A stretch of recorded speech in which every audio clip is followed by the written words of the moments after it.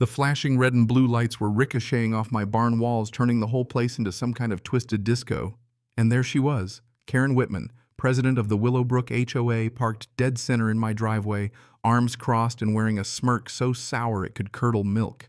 And right in front of her, two local cops had my farmhand Tom pressed against the hood of their cruiser, his hands already in cuffs like he was public enemy number one. I barely had time to kick off my work shoes from the office before I was out the door, hair still a mess, and honestly, I couldn't believe what I was seeing.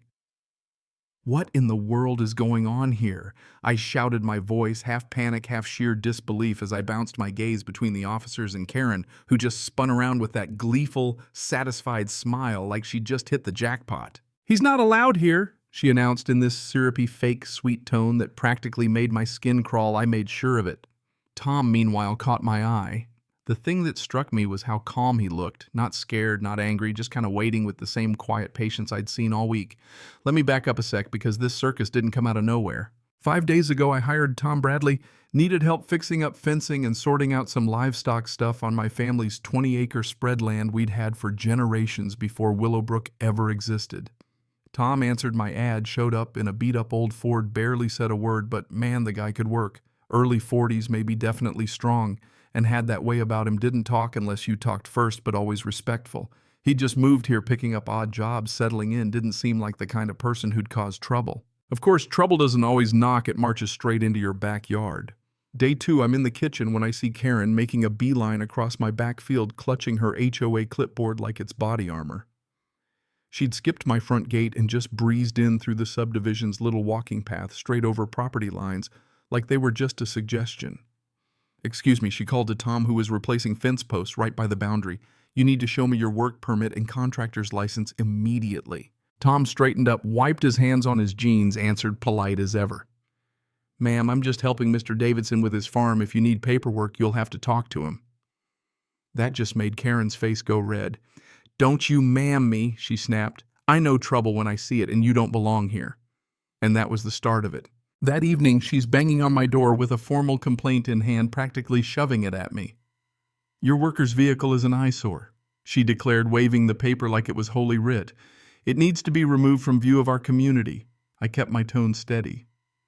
"Karen, my property isn't part of your HOA. We've done this dance before." She wouldn't let up. "It affects our property values. That man looks like a vagrant. What if he's casing our homes?" Next morning, she's back with a noise complaint. Tom had started at 7 a.m., totally legal, not even that loud. But Karen claimed the fence post driver ruined her morning meditation. Her house is a quarter-mile away, but logic never slowed her down. She even filed with the county. By day 4, she's calling the police, saying Tom's trespassing, though he never stepped off my land. The young cop who showed up looked embarrassed. She says she saw him near the subdivision entrance, but if he's here with your permission, there's nothing we can do. Tom just nodded, barely blinked, went back to work. Honestly, it seemed like his calm made her even crazier. She started lurking at the edge of the road, taking pictures of Tom with her phone like she was building a case file. And then came the grand finale this morning. Tom showed up before dawn, unloading lumber and supplies, before the Texas heat could really hit. I'm still in bed when my phone rings. It's Tom, voice steady but a little tense. "Mr. Davidson, you might want to come outside. Your neighbor is here and she's calling 911. By the time I pulled on jeans and a shirt and made it out, Karen was pacing in the gravel, phone pressed to her ear, waving her arms like she was flagging down a lifeguard. "There's a suspicious man next door," she says, her voice trembling for dramatic effect. "He's been watching our neighborhood and now he's here before dawn. I think he might be armed. I'm scared for my safety." I started to walk over, but Tom caught my arm, calm as ever. "Let her finish. This needs to be on record." Karen saw us and ramped up her performance, backing toward her car, shouting, "He's approaching me now. Please hurry." 2 cruisers rolled up within minutes, and these guys came out ready for a hostage situation. Hands on their weapons, barking orders for Tom to turn around and put his hands behind his back. "Officers," I yelled, "this is my employee. He's allowed to be here." "Sir, step back," one of them said, while his partner cuffed Tom. "We received a report of threats and suspicious behavior. He never threatened anyone. Ask the officer who was here yesterday." But they weren't listening. They were already leading Tom to the cruiser, and Karen just stood there, looking like she'd won the lottery. Arms crossed, smirk locked in. That's when the twist hit. The officer driving the cruiser suddenly stops, like halfway down my driveway, hits the brakes and hops out, looking confused. He walks back to where Tom is sitting in the back seat, opens the door, and his whole posture changes. "Hold on," he says to his partner. "We've got a situation." The second cop joins him. Tom Bradley, "What are you doing here?" Sheriff Karen's face just drops. She steps back, her precious clipboard clattering to the ground. Tom stands up, rubbing his wrists. "Hey, Martinez," he says, nodding to the younger officer. "Told you I was picking up some side work while on medical leave." Both cops immediately start apologizing. "Sheriff Bradley, I had no idea." "The caller said you were threatening her, did she now?" Tom replies, that calm voice of his now carrying a sharp edge. "Did she mention I've been working on private property all week, legally? Or that she's been harassing me, taking photos without consent?" Karen goes from red to white. "There must be some mistake," she stammers. Tom turns right to her, steady and direct. "Didn't know I was law enforcement? Would that have mattered, or did you think you could just make things up about people because you didn't like how they looked?" Suddenly, it's not about Tom anymore, it's about Karen, and the fact that she just filed a false police report against a sheriff, even if he was just on leave from the next county over. The senior officer tells Karen, "We'll need you to come to the station to make a statement about your 911 call. But I want to drop the complaint," she says, voice small. "That's not how this works," Tom says, stepping forward. "You made false statements, you said I was armed, and threatened you, that's all recorded. You escalated the response and put everyone at risk."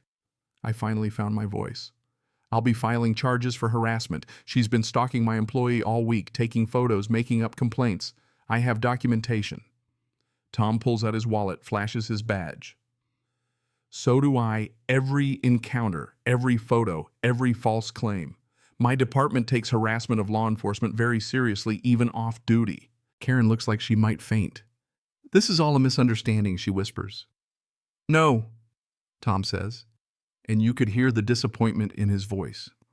"This is what happens when you judge people by appearance and weaponize the police for your personal grudges. You're lucky no one got hurt today." A supervisor arrives, takes over, and before you know it, Karen's being read her rights, charged with filing a false report, harassment, and misuse of emergency services. Her husband shows up just in time to watch her get put in the back of the cruiser, face a mask of pure humiliation. Word spread like wildfire. By sunset, the whole subdivision was buzzing. The rest of the HOA board called an emergency meeting that night. By dawn, Karen was out as president. I sat on my porch with Tom, sipping lemonade, watching as her car got towed away from where she'd left it in my drive. "You could have told me you were a sheriff," I teased. He just shrugged, grinned. Didn't seem relevant. "I came to fix fences, not flash a badge. Besides, you see who people really are when they don't know you're the law." Next day, the DA calls, said they've got the 911 recording the body cam, the whole pattern of harassment. Karen's looking at real charges, up to a year in jail for the false report alone, plus fines. Her lawyer tried to argue she was just concerned for safety, but the evidence was brutal. She lied about being threatened, lied about Tom being armed, lied about feeling afraid when the footage showed she was the one getting in his face. Court date comes 6 weeks later. Karen's not the big shot anymore, just another defendant in a too-tight suit, eyes hollow. The judge didn't hold back 6 months in jail, suspended to probation, 300 hours of community service, and 15 grand in fines all told.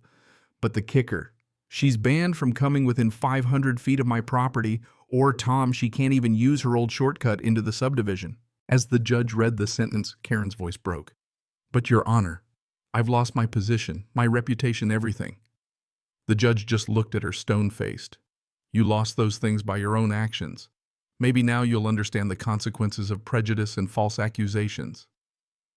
Karen couldn't even get the words out. Her husband led her out of the courtroom, shoulders shaking.